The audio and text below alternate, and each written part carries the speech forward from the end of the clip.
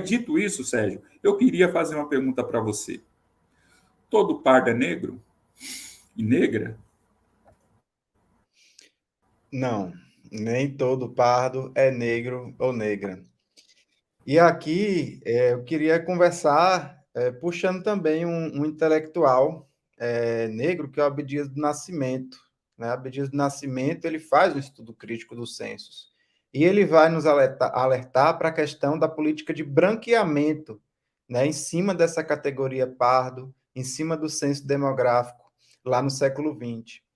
E aqui eu convido, né, quem está nos assistindo para pensarmos também essa política de branqueamento numa perspectiva indígena e perceber as particularidades, né, as especificidades quando nós olhamos para essa categoria do corpo pardo, da pessoa parda, como uma perspectiva indígena.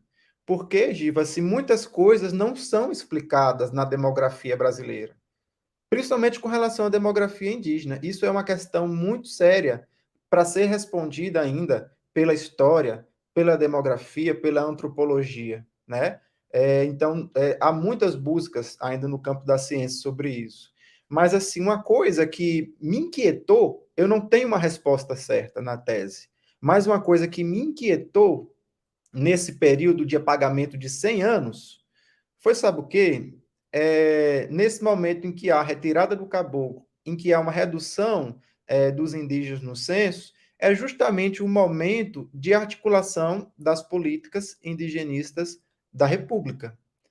É justamente o momento da criação do SPI. É justamente o momento da criação da tutela. É justamente o momento de reconhecimento dos direitos territoriais nas constituições brasileiras.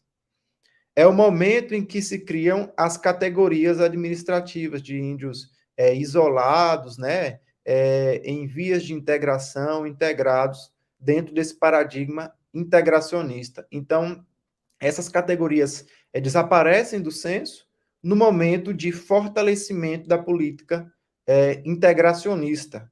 E eu acho que há muito ainda do que ser estudado, do que ser debatido, do que ser explicado para que a gente possa entender esse período e entender essa demografia indígena.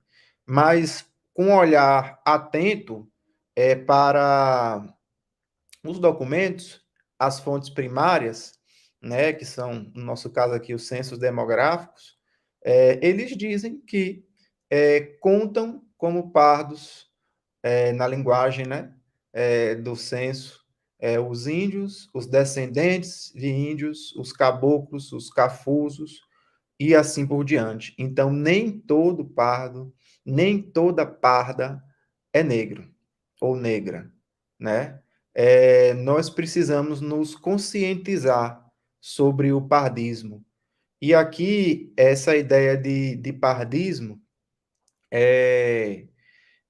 vem muito assim do que o Cardoso de Oliveira, né, chamava de caboclismo, né? O Cardoso de Oliveira foi um dos primeiros antropólogos a estudar a questão dos indígenas nas cidades, né? Que ele chamava de indígenas citadinos. E aí ele dizia lá, já na década de 50, né, 60, que o caboclismo era uma ideologia que apagava a identidade desses indígenas nas cidades, né? E uma forma, e junto desse caboclismo vem o racismo, vem o preconceito, vem como se inserir nesse mundo do trabalho, vem como se inserir nesse espaço urbano, né? E aí a questão que os números já vão mostrar hoje em dia, né, da quantidade de indígenas nas periferias, nas favelas brasileiras, né? O IPEA vai demonstrar isso. Então, é uma reflexão que ele já fazia lá, né, na década de 50 e 60, sobre a questão do caboclismo, né, como uma ideologia de apagamento da identidade étnica, de apagamento da identidade indígena.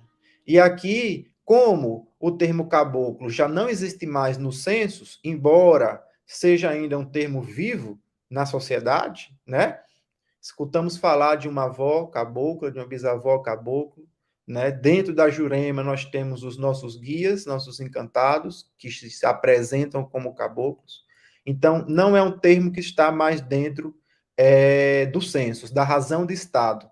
O termo utilizado agora é o termo pardo, né? Então, por isso que nós situamos o pardismo também como uma ideologia de apagamento da identidade indígena, né? E qual é o movimento que nós fazemos, né, para poder enfrentar, para poder combater o pardismo? É a conscientização, né? É o que nós estamos fazendo aqui agora, né? A conscientização é a politização dessa identidade que contribui para combater essa ideologia etnocida do pardismo.